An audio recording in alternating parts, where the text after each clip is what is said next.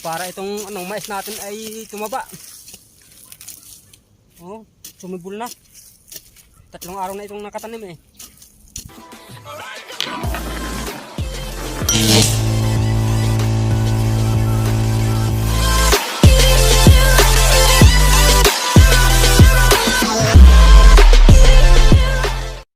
Gandang hapon mga kalangaray. Punta natin yung ating tanim na mais. Pupunta natin at yun ay 3 araw nang nakatanim.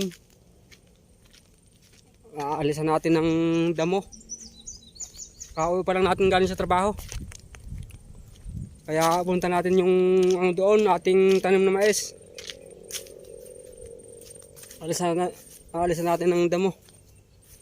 May saging oh. Saging. Yun. Yan. Saging. Oh. Yan. Baba.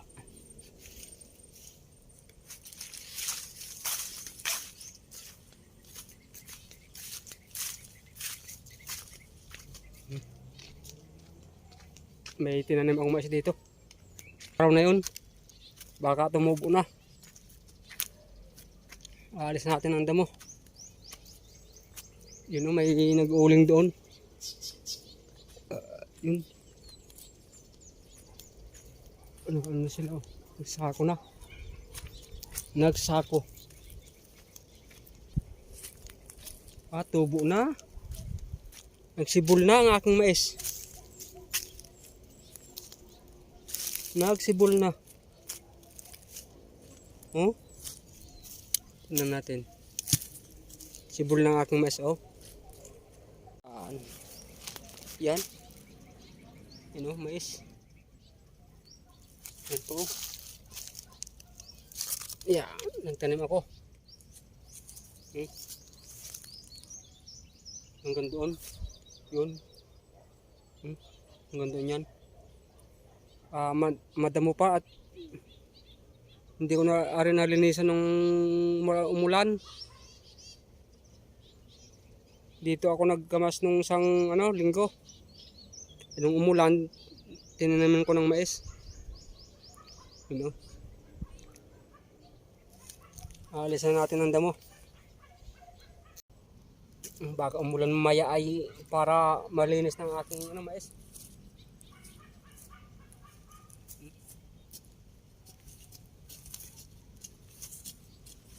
Linisan natin.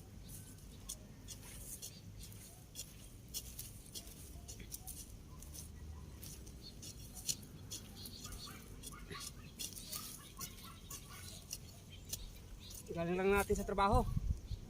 Pagkatapos kape, punta tayo dito para linisan na rin ating konting tanim na mais.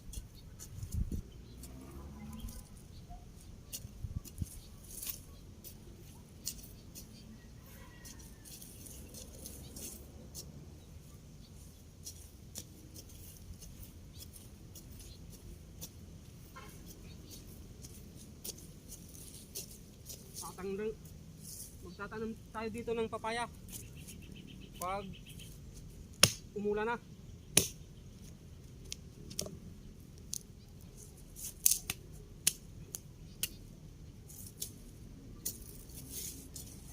Opo. Nasaan na yun? Akala ko nadali pa yung puno. Wala pala.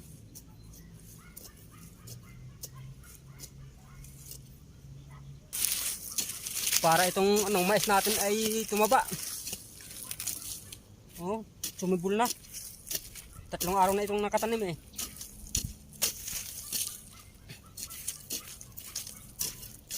Para tayo may maani.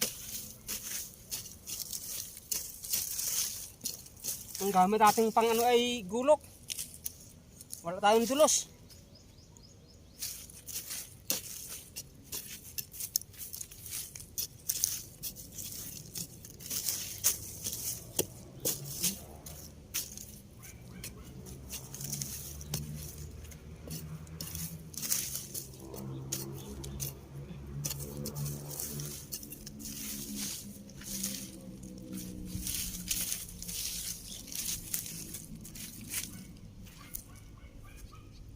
para ay malinis.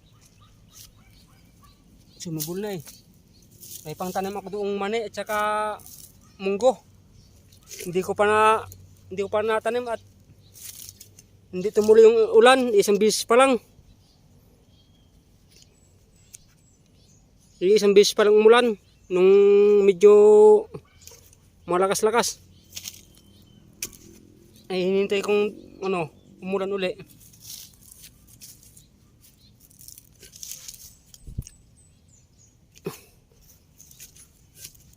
Yan.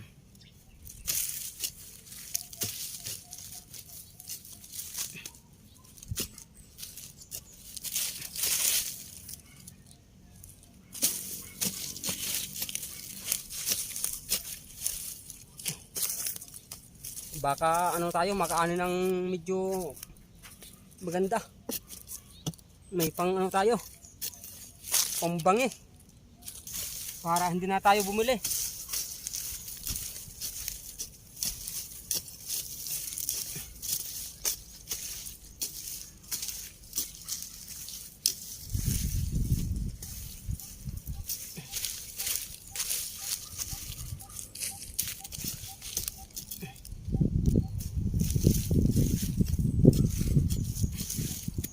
Dapat umulan para madiligan ang ating mais.